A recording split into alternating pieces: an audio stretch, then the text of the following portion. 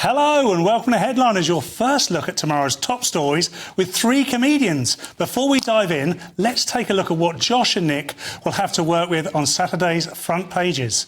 The Telegraph, 1 week supply of gas left as cold bites. The Times, Reeves, UK needs China.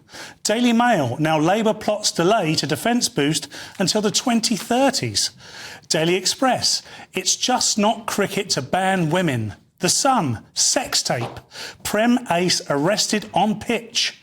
Daily Star, we're 100% certain you should never give 100%. OK, let's take a look at the first paper now. I think it's with you, Josh, isn't it? The Guardian? It is. And can I just say that was some excellent hosting there. Thank you very much, Josh. You didn't even shout. I didn't shout, not yet. Get ready. We're going to go to The Guardian. Grooming gang rhetoric risks inciting massacre. This is from Wes Streeting, arguably the most politically astute of Labour, possibly future Labour leader. And this is him kind of coming out both ways. He's going, no, yeah, it's really bad what's happened, but at the same time, calm down. But we always hear this. We always hear this idea that this rhetoric is what's going to lead to violence, and arguably it's withholding this. It's the build-up that's because of people not speaking the truth, that there is a greater propensity per capita of British Pakistani Muslim men to commit these kind of crimes that has led to this kind of rhetoric. I think you're absolutely right, Josh. What's very interesting here is Wes Streeting is very astute. He's on manoeuvres. He's trying, I think, to place himself in the position of the next Labour leader. But I think his language here is inciting in itself. I mean, saying inciting a massacre, that's taking it beyond the language that's required. What do you think, Nick? Yeah, well, I don't like what he said. I mean, a couple of things. Josh said he's coming out both ways. That's a separate story. But he almost did the classic Norm Macdonald joke. What terrifies me is if ISIS were to detonate a nuclear device and kill 50 million Americans, imagine the backlash against peaceful Muslims. He's almost done that famous joke because he's saying, oh, don't talk about it, you'll incite violence. But of course, it's, as Josh says, and this is a great moment you can all enjoy with me agreeing with Josh, it's that kind of thing that's been the problem, not talking about it, not calling it out. Fraser Nelson saying today in the Times there's still not proper data compiled. So we've not been specific enough. There's been talk of Asian grooming gangs, which is awful for all the Koreans and Japanese. It's not us. Grooming. Even grooming instead of rape and torture. So, yeah, we've been ridiculous about it. And also it helps people who are obviously peaceful members of that community to say, no, it's these people. The more specific you can be, the better. It's the cover-up, it's this kind of thinking that's led to all the problems, in my opinion. Yeah, Josh, what do you think? I mean, it does feel to me that there may have been some pressure put on Wes Streeting. He is in a constituency which was run close by independent Muslim candidates, and perhaps he's looking at his own constituency and thinking... No, absolutely. And you see the same with Jess Phillips, someone who has spoken out extensively over violence against women and all these kind of things. But then suddenly, when it comes to having this, national inquiry, sort of punts it, because would it antagonise her own constituents? She was very close. She only got, I think it was 600 votes, 700 votes, something like that. Just under 700, 693, I believe. Yes. Sorry to be Rain Man. That's how much she won by it. So to pretend that that's not going to have any impact on her decision, and it's interesting to see how this kind of voting, this arguably along sectarian lines, is going to impact politics in the future in this country. Yeah. And by the way, the national inquiry, in my opinion, is inevitable. Richard Bergen seems to have realised this already. Starmer still doesn't want it. I think the force of it is impossible. And who? Andy Bergen. Sorry, what did I say? No, it's Andy Burnham and Richard Bergen. I was thinking they're the same person. Isn't it Richard... You all lefties are the same. One's the Manchester mayor. Isn't it Richard Bergen that's come out and said he wants it? Yes, sorry, and Andy Burnham. Oh, sorry. Yes. I thought you were saying I got it wrong. They're the same person anyway.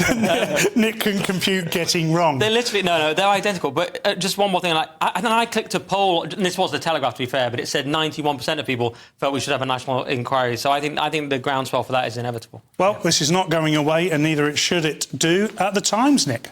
Times has Reeves, UK needs China. So quite a different tone on China from the previous lot, which was Sunak was thought to be a little bit anti-China, sort of vaguely, as far as he was anything. Whereas Reeves is saying, no, we need to be mates with China. She's doing the first trip a British Chancellor's done in more than 5 years. And it is a bit strange in a way, because you might look at Starmer as Mr. Human Rights, and you say, well, China got the human rights, have they got that yet? So there's a bit of a contradiction there, and one wonders about the relationship with the US as well, because the US pretty hostile to China. Elon Musk less so than Steve Bannon when he was more influential on Trump, who was very anti-China. When I say anti-China, anti the CCP, not the country. He's always very clear. It's the difference between the Lao Beijing... Nor the food. Versus the CCP. So the people versus the government. But yeah, I think it's a bit of a problem because China is kind of an enemy. So she's on about the economic benefits, but then there's the whole human rights and global enemy thing as well. I mean, sorry, Josh, any chancellor of the UK is going to need to work closely with China along with any of the other big economic powers of the world. Arguably, the timing is not great, but will the timing ever be right? No, I mean, it's the second biggest economy in the world. We need to grow as a country, and they are where the money is. So, of course, that's what we're going to try and appeal and get some of that dosh. And the fact is, we're always hypocrites. There's lots of countries who with terrible human rights that we suck up to because they give us money. Yeah. So, let's just not pretend that we're not hypocrites here. China, you'll go over there, they'll put something in your pocket, then suddenly they're like monitoring everything you do. Do you know what I mean? Like, oh, hi, Rachel, they shake your hand, suddenly they're monitoring everything she does for the next 12 years. All her data's going straight to Xi's brain or something. And that's what you've got to watch out for. It does feel like she's kind of run away at a time where things are kind of on the rocks in the UK. However, she has to do it. Look, we're going to look at the Telegraph now. Is that with you, Josh? Yeah, lots of news in Telegraph. 1 week supply of gas left as cold bites. The storage levels are concerningly low as new questions raised over drive for net zero.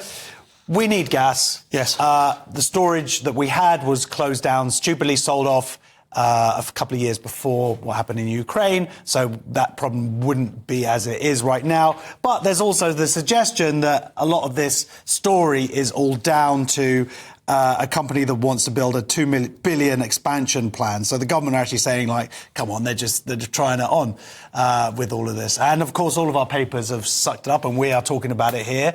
So it's worked. Yeah, there is a case of that, definitely within this story, that it's an opportunity for someone to come and fill that huge gap there with their own business. But, Nick... You could do it, Paul. I can. I've got my own gas storage company, Cox Solutions. But, Nick, I mean, this surely, this a bit cynical, this. I mean, green, is this not just the green agenda biting us? Of course it is. Well, it's GBNews. Of course it is. No, I mean, it is. It's the decline in nuclear power stations. It's what the Telegraph calls spotty renewable output, a.k.a. wind turbines are rubbish. These rubbish wind turbines, you can't rely on them depending on the weather. And we're too dependent on natural gas. And just compare it, we've got a week supply left. Germany has 89 days. France has 103. Imagine losing to France on anything. Holland has 123. So why are we so far behind Europe? And why is Ed Miliband anything to do with anything? It's a big question. Well, we see it out there.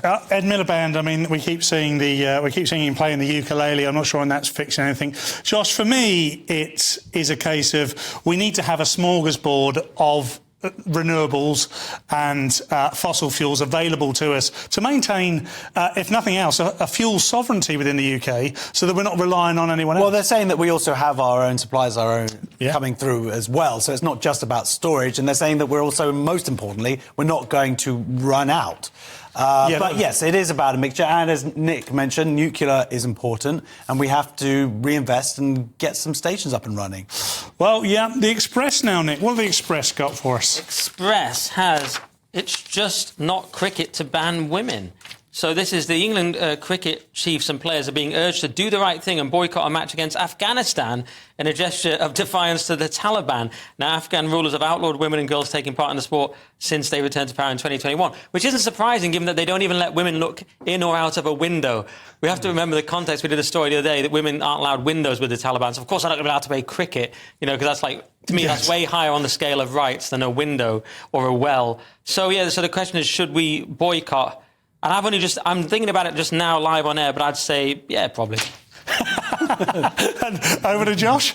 Yeah, no, absolutely. I think they should boycott it because it's validating that regime, that level of misogyny, and I think it's right that they do so. And I've seen some suggestions online like, no, this is going to open them up. It's like, no, this will show them what the rest of the world thinks about how they are treating half of their population. I also like this picture of Wurzel Gummidge there. I think that's really good. I think his real name is Rod Stewart. Oh, I did. The two are the same. Yeah, Wow. 80 years old, by the way. Congratulations. him. Not done yet. I mean, Martin Clunes is back, but he's sad about tax raid on farming. Who knew? well, I mean, maybe he's looked around at other middle-aged men and thought, where can I get in on the action? Yeah. And it is farming right now. Well, OK, let's take one last look at the front pages with the Daily Star. And I think that's with you, Josh. Yeah, we're 100% certain you should never give 100%. So this is something you should only ever get 87% behind something. If you go full 100%, maybe you get like blinkered. And that makes sense. Like I'm into board games. I've given 100% to them, and that's taken over my life. I'm into having kids. I've got 5 kids. That's taken over. So I would say definitely 87% is a good. 4 kids is the way to go. 5 kids, 100% kids. Then is that the maximum? That's the maximum. That's the maximum you're allowed. I would say in it's the EU. 500% kids. But we've left the EU, so we can have as many as we want now. Yeah, I mean, look, never give 100%. It's great news for Lewis Schaefer. He was around 39%, but he's got a lot of leeway there. So it's the boffins once again. I don't trust these. How much boffins. are you giving? What percentage are you giving tonight? I always give a lot, actually. I'm amazed. I'm still giving, 90? That was the famous Dixon exhale as well. No, I do give 100% every time I'm on the show, actually. And the people at home, they know this, which is my camera. They know this. Well, that's the front... 110%. OK, 110, there we got it out. Well, that's the front pages roughed up.